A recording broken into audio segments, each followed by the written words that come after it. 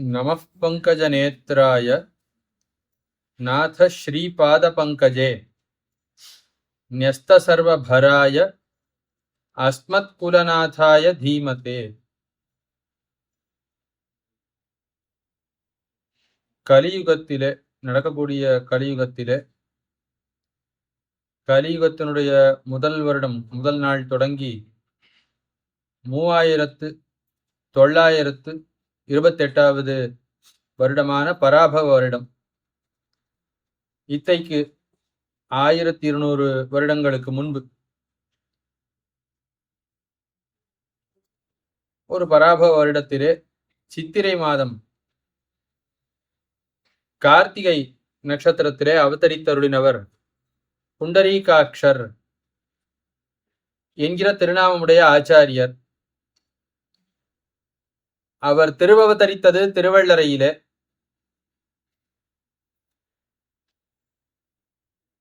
அந்த ஆச்சாரியருடைய 1200வது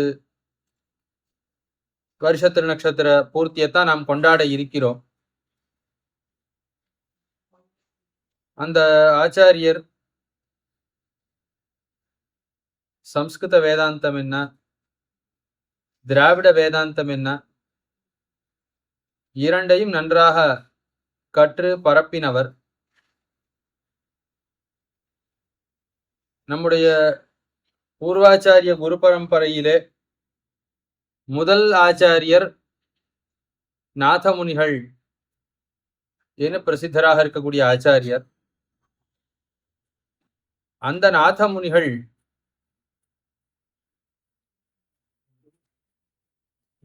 ஆழ்வாருடைய கிருபையாலே அருளிச் செயல்களை பெற்று அந்த அருளிச் செயல்களுடைய அர்த்தங்களையும் பெற்றார். அதுக்கு மேல நம்மாழ்வார் தாமே பொலிக பொலிகங்கிற திருவாய்மொழியினுடைய அர்த்தமாக மேலே ஒரு மகானுபாவர் அவதரிக்க போறார். அவருடைய சம்பந்தத்தாலே எல்லாருக்கும் வாழ்ச்சி உண்டாக போகிறது. ஸ்ரீ வைஷ்ணவ சம்பிரதாயமே அவராலே வாழப்போகிறது என்ன அருளி செய்தவாறே இவர் பயனன்னாகிரும் பாங்கலராகிரும்ங்கிற பாட்டை தேவகானத்தில் அழகாக பாடி ஆழ்வாரை உகப்பித்து, தேவருக்கு முடியாதது ஒன்றும் இல்லை, தேவரின் திருவுள்ளம் பத்தினா அவர் எப்படி இருப்பார் அப்படின்னு நான் சேவிக்கும்படியாக அனுகிரகிக்க வேணும். எனக்கு பிற்காலத்தை தான் பிறக்க போறாருன்னு இருந்தாலும் உமக்கு தெரியுமோ இல்லையோ, ஆழ்வார் சர்வஜரா இருக்கிறபடியால அவதரிக்க போற எம்பெருமானார் எப்படிப்பட்டவர், அவருடைய திருமுக மண்டலம் எப்படி இருக்கும்னு தெரியும். ஆகையால அவரை ஒரு தடவை நான் சேவிக்கும்படியா தேவரின் அனுகிரகிக்க வேணும் என்ன கேட்க உடனே அவருக்கு இந்த யோகத்துல காட்சி அளிக்கிறார். அதாவது இந்த பவிஷ்யதாச்சாரியுடைய திருமேனி காட்சி அளிக்கும்படியா பண்றார் நம்மாழ்வார். உடனே நம்மாழ்வாருடைய திருமேனியை காட்டு ரொம்ப நல்லா இருக்கு. நம்மாழ்வாரத்திலே சொல்றார் இந்த வார்த்தை, உமா காட்டுல இவர் இவ்வளவு அழகா இருக்காரு அப்படின்னு.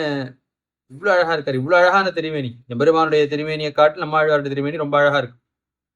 அத்தை காட்டுல இவ்வளவு அழகா இருக்கே இந்த திருமேனி என்ன சொன்னவாறே ஆழ்வார் சொன்னார, இது என்ன ஆச்சரியம், இவருடைய அழகுல உலகமே ஈடுபட போறது, நீர் ஒருத்தர் ஈடுபடுறதை பார்த்து சொல்றீரே, எல்லாரும் ஈடுபட போறா, அவ்வளவு அழகான திருமேனி வாய்த்தவர். அவருடைய போந்ததன் நெஞ்சனும் பொன்வண்டு என்று சொல்லாம்படியாக எல்லாரும் அவருடைய திருமேனி அழகில ஈடுபடுவார்கள், அவருடைய குணங்கள்ல ஈடுபட போகிறார்கள். எல்லாரும் எம்பெருமானை மறந்து எம்பெருமானார் திருப்படிகளே சரணம்னு இருக்க போகிறார்கள், இவரால் தான் எல்லாரும் உஜ்ஜீவனம் அடைய போகிறார்கள்னு சொன்னவாறே ஒரு ஸ்லோகம் சொல்வார்கள். அதர்ஷனே தர்ஷன மாத்திர காமாக திருஷ்டுவா பரிஷ்வங்க ரசைகலோலாக ஆலிங்கிதாயாம் புனராயதாக்ஷ்யாம் ஆஷாஸ்மஹே விக்கிரகயோர் அபேதம் என்னும். ஒரு நாயக நாயகிகள் இருக்கா, ரெண்டு பேரும் ஒருத்தர் பார்த்துக்கணும்னு முதல்ல ஆசைப்படுவார். பார்த்து ரொம்ப நாள் ஆச்சுன்னா ஒரே ஒரு தடவை பார்த்தா போதும், ஒரு தடவை அவளை பார்த்தா போதும், அதுக்கு மேல மத்தொன்னும் வேண்டாம் இன்னும் முதல்ல சொல்லுவேன். சரி பார்த்ததோட திருப்தி ஏற்படுமானா இல்ல, அவளிடத்துல வார்த்தை சொல்ல வேணும். தூரத்துல இருந்து பார்க்கவே இல்லைன்னா அப்பொழுது தூரத்துல இருந்து வெண்ண ஒரே ஒரு தடவை பார்த்தா போதும், அதுக்கு மேல ஒண்ணும் வேண்டாம்னு சொல்லுவேன். பார்த்தாயித்து பார்த்தா போருமா, பேச வேண்டாவா, பேசினா போருமா, அவரிடத்துல ஏகாந்தமா பேச வேணும் என்று சொல்லுவார்கள். அதுக்கு மேல ஆலிங்கநாதிகள்லாம் செய்ய வேணும்னு ஆசைப்படுவார்கள். ஆக பார்க்கிற வரைக்கும் இது மட்டும் இருந்தா போறோம்னு சொல்லுவார்கள். அதுக்கு மேல மேல மேல ஒவ்வொன்றாக செய்ய வேணும்னு இப்படி அனுபவங்கள்ல ஆசை ஏற்படும். அந்த ரீதியில நாதமுனிகள்னு சொன்னார், முதல்ல திருவேணியை ஒரு தடவை பார்க்கும்படியா தேவரை அனுகிரகிக்க வேணும்னு சொன்னார். பார்த்தாச்சு, பார்த்தோன்னே திருப்தி பறக்கிறதானா இது, இது நான் நித்தியமா சேவிச்சுட்டே இருக்க முடியாது, தேவர் நினைச்சா இது பண்ண முடியாது ஒண்ணும் இல்ல, இந்த திருமேனியை நான் நித்தியமா சேவித்துக் கொண்டிருக்க முடியாது, தேவரை அனுகிரகிக்க வேணும் என்று காட்டவாறே ஆழ்வார். சரி என்ன தம் திருமேனிக்கு நிர்வாகக்கர்களா இருக்கக்கூடிய சிற்பிகள் அவளை அழைத்து அந்த எம்பெருமானருடைய திருமேனியை பவிஷ்யதாச்சாரியர் மேல அவதரிக்க போறார். நாதமுனியுடைய காலத்துக்கு ஒரு 200 வருஷத்துக்கு பிறகு அவதரிக்க போறார், 200 வருஷத்துக்கு பிறகு. ஆக அவருடைய அந்த திருமேனி அத்தை காட்டி கொடுத்து இந்த திருமேனி இதே போல் நீங்கள் பண்ண போகணும் என்று அவர்களுக்கு அந்த திருமேனியை காட்டி கொடுத்து அவ 2-3 நாள் ஒன்றும் உண்ணாமல் உறங்காமல் ரொம்ப நியத்தியோடு இருந்து அந்த திருமேனியை உண்டாக்கி கொடுத்தார்கள். இந்த ஆழ்வார் அதுல தம்முடைய சக்தியையும் நுழைத்து இத்த நித்தியமாக அனுபவித்துக் கொண்டு நித்தியமாக திருவாராதனம் பண்ணி கொண்டிரும்னு கொடுத்திருந்தார். இது நாதமுனிகளுக்கு வந்த ஒரு திருமேனி, பவிஷ்யதாச்சாரியருடைய ஒரு திருமேனி. இந்த திருமேனியை தான் வைத்துக்கொண்டு தான் நம்மாழ்வாருடைய அனுகிரகத்தால பெற்ற அருளி செயல்களை தம்முடைய சிஷ்யர்களுக்கெல்லாம் கற்பித்த சம்பிரதாய அர்த்தங்கள் எல்லாமும் கற்பித்த நாதமுனிகள்.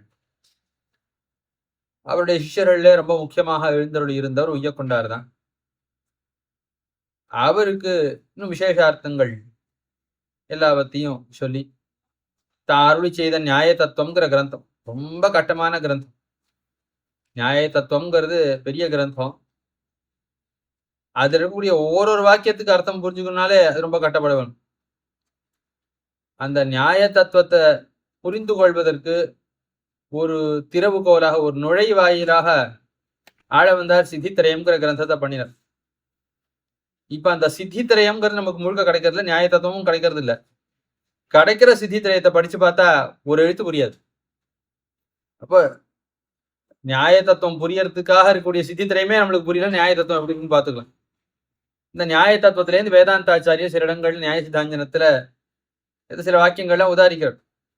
அந்த வாக்கியத்துக்கு அவர் அர்த்தம் எழுதினா அந்த வாக்கியத்துக்கு அர்த்தம் புரியுமே வழியா, வெறும் அந்த வாக்கியத்தை மட்டும் படிச்சா ஒன்றும் புரியாது. அவ்வளவு சுருக்கமாக ரத்ன சுருக்கமாக அமைந்திருக்கும் நாதமுனியுடைய திருவாக்கு. ரொம்ப கம்பீரமாக ரொம்ப ஆழமான விசாரங்கள் எல்லாம் செய்திருக்கிறார். ஆக அப்படி அந்த ரொம்ப கம்பீரமாக இருக்கக்கூடிய அர்த்தங்கள் எல்லாம் தெரிவிக்கக்கூடிய ஒரு சாமர்த்தியம் வாய்ந்தவர். அந்த நியாய தத்துவங்கிற கிரந்தம் என்ன, இன்னும் பல அர்த்தங்கள், இது எல்லாவற்றையும் நாதமுனிகள் உய்யக்கொண்டாருக்கு கற்பிக்க, உய்யக்கொண்டாரு எல்லாவற்றையும் உய்யக்கொண்டார் என்ன மற்றும் உண்டான சிஷ்யர்கள் என்ன எல்லாரும் கத்தார்கள். இதெல்லாம் இருக்க செய்து நாதமுனிகளிடத்துல நம்மாழ்வாருடைய அனுகிரகத்தால யோக ரகசியம் என்று ஒண்ணு வந்திருந்தது.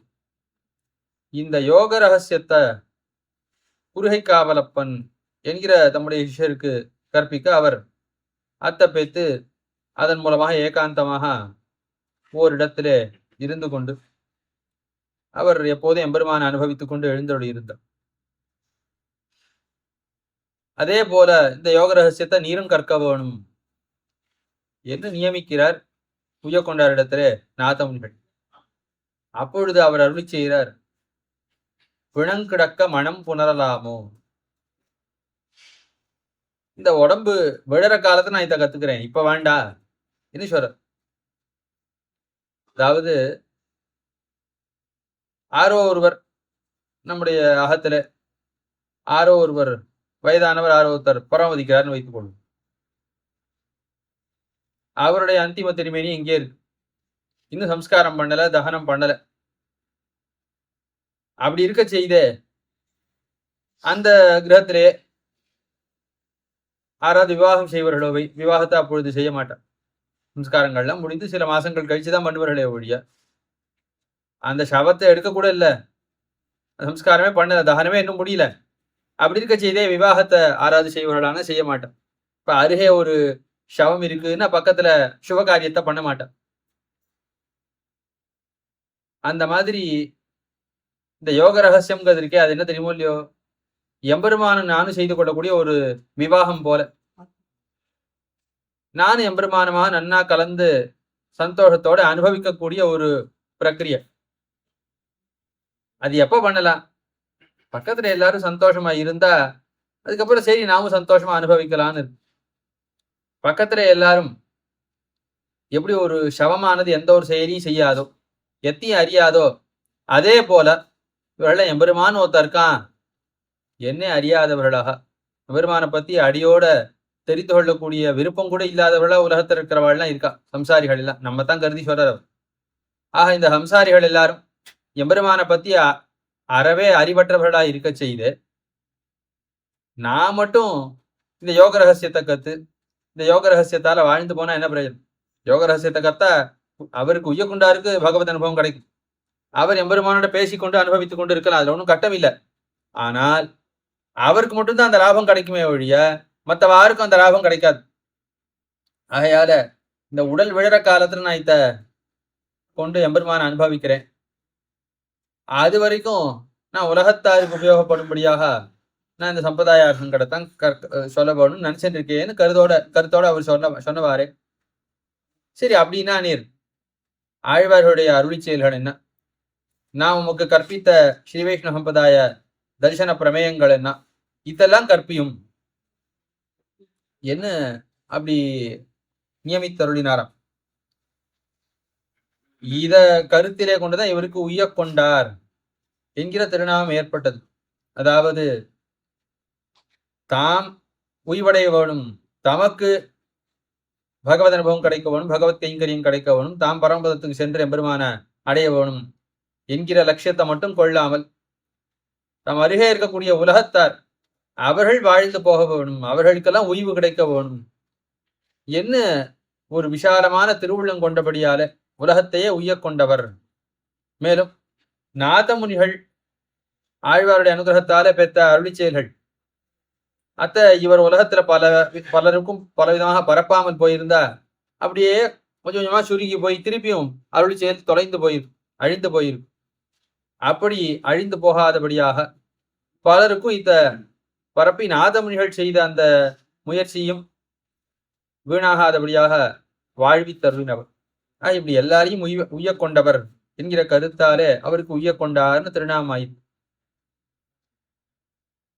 இந்த உய்ய கொண்டாரிடத்திலே அந்திம தசையிலே தமக்கு வந்த அந்த பவிஷ்யதாச்சாரியுடைய திருமேனி அத்தை கொடுத்து, இத்த நீர் எனக்கு ஒரு பேரம் பிறக்க போறான், நாதமுனியுடைய திருக்குமாரர் ஈஸ்வர முனிகள், அவருக்கு ஒரு குமாரர் பிறக்க போறார், அவருக்கு யமுனைத்துறைவன் என்று திருநாம சாத்தி அவருக்கு நான் உபதேசித்த அர்த்தங்கள் எல்லாம் உபதேசித்து அதுக்கு மேல இந்த திருமேனியும் கொடுக்க வேண்டியது என்ன உய்ய கொண்டாரிடத்திலே நியமித்து வைத்திருந்தார் நாதமுனிகள். ஆனா உய்ய கொண்டாருடைய காலத்திலே அவர் அவதரிக்கவில்லை. அதாவது அந்த ஈஸ்வர முனிகளுக்கு திருக்குமாரராக இந்த யமுனைத்துறை அவர் ஆள வந்தார்ங்கிறவர் அவதரிக்கல. உய்ய கொண்டாரிடத்திலே 12 சம்பத்சரம் சம்பிரதாயார்த்தங்கள்லாம் கேட்டு அவருக்கு பலவிதமான கைங்கரியங்கள்லாம் செய்து கொண்டிருந்தவர் மணக்கால் நம்பிங்கிற ஆச்சாரியர்.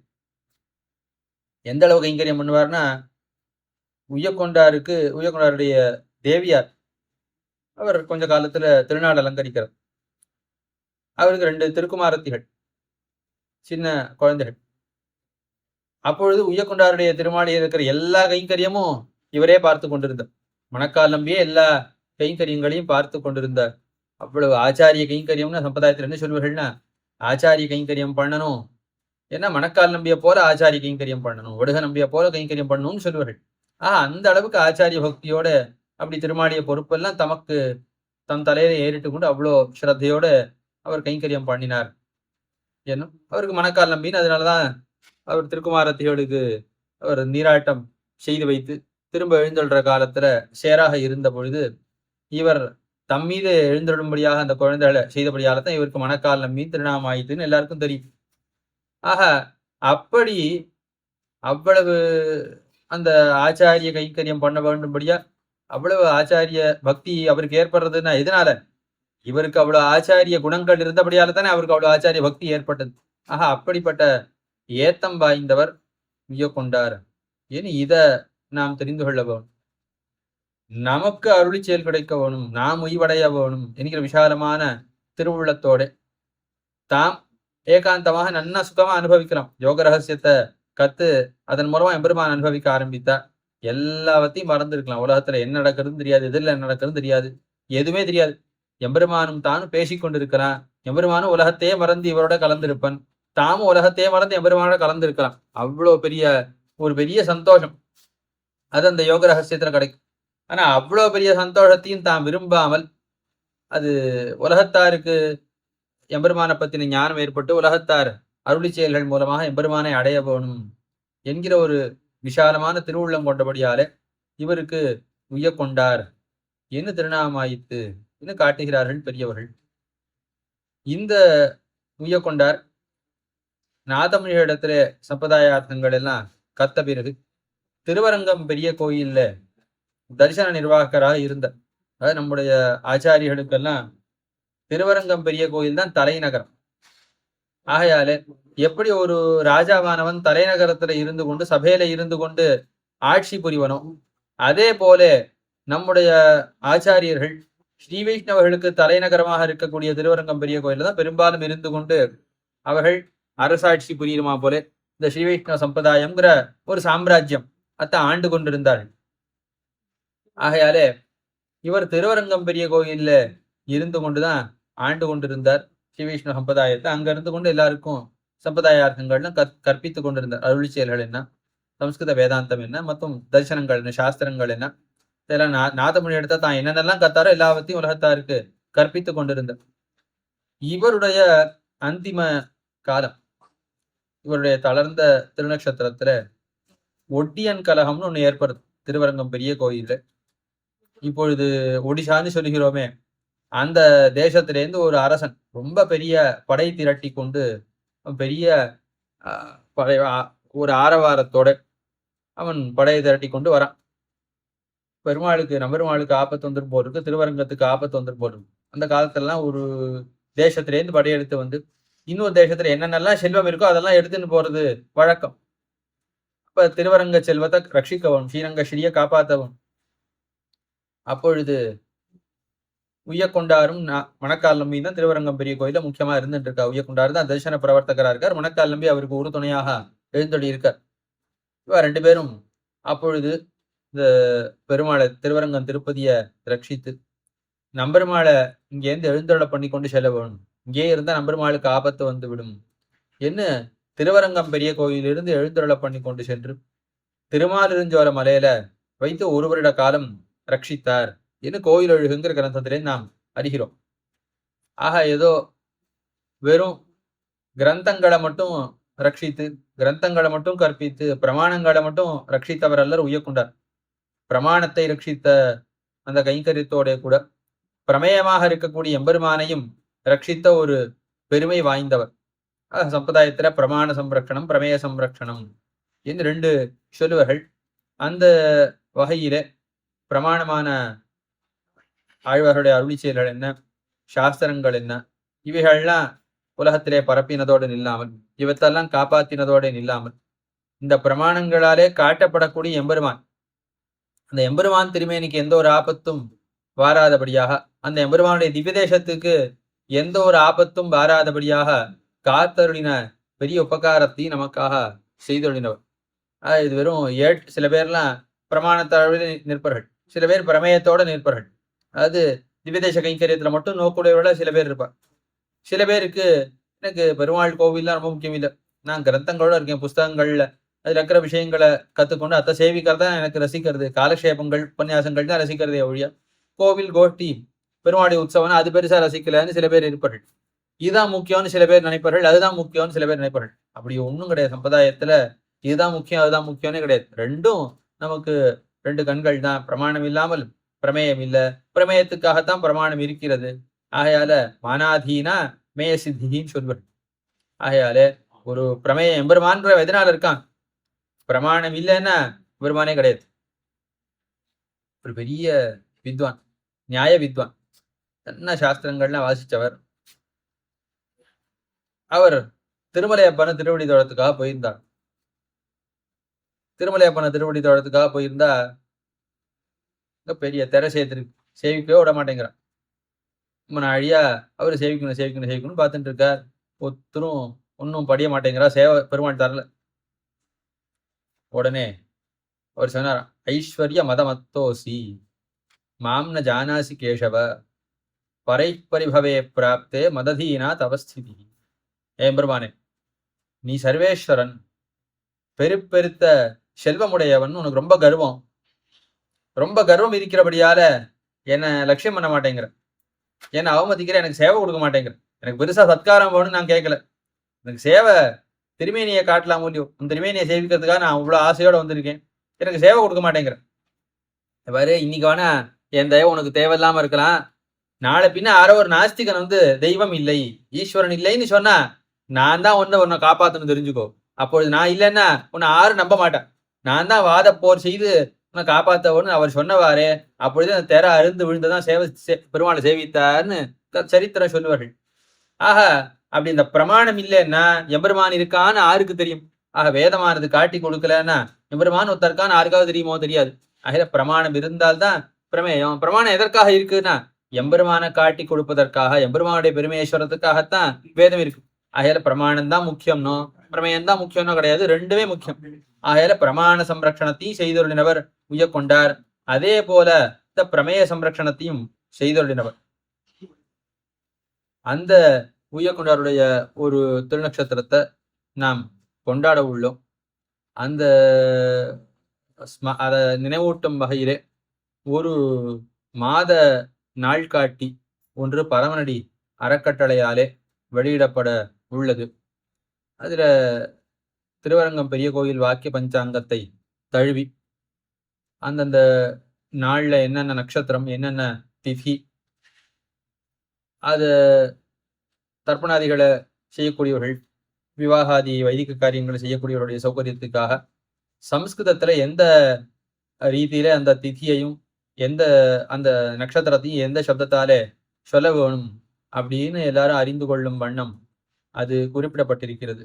முக்கியமான திவிதேசங்களுடைய உற்சவங்களை பத்தின விவரங்கள், ஆழ்வாராச்சாரியர்களுடைய திருநக்ஷத்திரங்களை பத்தின விவரங்கள் இவைகள்லாம் கொடுக்கப்பட்டிருக்கின்றன. இதுக்கு மேல இந்த உய்யக்கொண்டாருடைய திருவுருவப் படம், இந்த சித்திரமும் அதுல இடம்பெற்றுள்ளது. இந்த உய்யக்கொண்டார் திருவள்ளரில் இருக்கக்கூடிய உய்யக்கொண்டார் மட்டுமல்லாமல் ஆழ்வார் திருநகரியிலே திருவாய்மொழி பிள்ளையோடு சேர்ந்து எழுந்தொழிக்கக்கூடிய இந்த உய்யக்கொண்டாரும் அதிலே இடம்பெற்றிருக்கிறார். அதற்கு காரணம் என்ன என்னால், இந்த உய்யக்கொண்டாருடைய திருவம்சத்திலே திருவவதரித்தருளினவர் தான் திருவாய்மொழி பிள்ளை என்று பெரியவர்கள் அருளி செய்வர்கள். ஆகையால்தான் ஆழ்வார் திருநகரியிலே திருவாய்மொழி பிள்ளையோட கூட உய்யக்கொண்டாரும் திருப்பதிஷ்டை செய்யப்பட்டிருக்கிறார். இன்னைக்கு அங்க போய் சேவிக்கலாம் அந்த திருமேனியை. ரெண்டு பேரும் சேர்ந்து ஒரு இடத்துல எழுந்தருளி இருக்கிறார்கள். ஆக அந்த ஒரு விஷயத்தையும் எல்லாரும் நினைவு கூற வேணும். இவர் எப்படி பிரமாண சம்ரட்சணம் பிரமேய சம்ரட்சணம் ரெண்டையும் பண்ணாரோ அதே போலத்தான் இவருடைய திருவம்சத்திலே அவதரித்த திருவாய்மொழி பிள்ளையும். அவருக்கு காடு வெட்டி ஐயன்னே திருநாம். ஆக ஆழ்வார் நெறி முழுக்க காடா இருந்தது. இந்த காடை முழுக்க திருத்தி அவர் நாடாக்கி அங்க ஆழ்வாருக்கு கோவில் எல்லாம் நன்னா சீரமைத்து, எம்பெருமானாருக்கு சதுர்வேதி மங்கலத்தை சீரமைத்து, அப்படி திருமேனிக்கு நன்னா வேணுங்கிறதெல்லாம் செய்து கொடுத்து திவ்யதேசத்தை ரட்சித்தார். அதே போல திருவாய்மொழி மற்றும் உண்டான அருளி செயல்கள் இத்த காலக்ஷேபம் பண்றதே பொதுபோக்காக கொண்டவர். ஆக பிரமாணத்தையும் காத்தவர், அதே போல பிரமேயத்தையும் காத்தவர். ஸ்ரீவிஜன பவனம் முதலான கிரந்தங்கள் எல்லாம் காலக்ஷேபம் செய்துள்வர். ஆக ரகசிய கிரந்தங்கள் என்ன, அருளி செயல் வியாக்கியானங்கள் என்ன, இத்தையே கொண்டு போது போக்கினவர். ஆக பிரமாணங்களையும் காத்தருளினவர், பிரமேயத்தையும் காத்தருளினவர். ஆக இவருடைய திருவம்சத்திலே இந்த புண்டரீகாட்சரார் கூடிய உய்யக்கொண்டாருடைய திருவம்சத்திலே அவதரித்தபடியால தம்முடைய முன்னோர் செய்த அதே ரீதியில அவர் எப்படி அருளி செயல்களை எல்லாருக்கும் பரப்பினாரோ அதே போலத்தான் இவரும் அருளி செயல்கள் அவருடைய வியாக்கியானங்களை எல்லாருக்கும் பரப்பி எல்லாரும் உயும் வண்ணம் செய்தருளினவர். ஆக அந்த திருவாய்மொழிப்புள்ள அவருடைய சந்நிதியில எழுந்தருளிருக்கக்கூடிய இந்த ஆழ்வார்த்த நகரிலே எழுந்தருளிருக்கக்கூடிய அந்த உய்யக்குண்டாருடைய திருவுருவப்படமும் இந்த நாள்காட்டி மாத நாள்காட்டியிலே இடம்பெறுகிறது. இதை விரும்பக்கூடியவர்கள் அவர்கள் பரமனடி அறங்காவலர்களிடத்திலே தெரிவித்து, முக்கியமாக செயலர் அவர்களிடத்திலே தெரிவித்து அல்லது ராமநாராயணன் சுவாமி இடத்திலே தெரிவித்து பெற்றுக்கொள்ள வேணும் என்று பிரார்த்திக்கிறேன். தற்பொழுது இந்த நாள்காட்டி இந்த பரமனடி ஸ்தாபகராக நிறுவனராக இருக்கக்கூடிய சுவாமி அவர் வெளியிட பரமனடி அறங்காவலர்கள் பெற்றுக்கொள்வர்கள்.